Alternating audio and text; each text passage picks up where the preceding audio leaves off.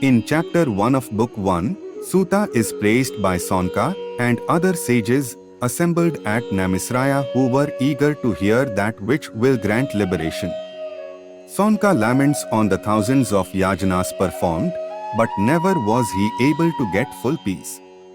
The reason for this was that such merits lead to heaven only, and on the expiry of the period of good merits the heavenly life ceases and one is expelled from the heavens. This constant rounds of births and deaths thus never end. Without knowledge and wisdom liberation or mukti never comes to men. Suta is thus requested to narrate the great secret knowledge to Saunaka and the sages.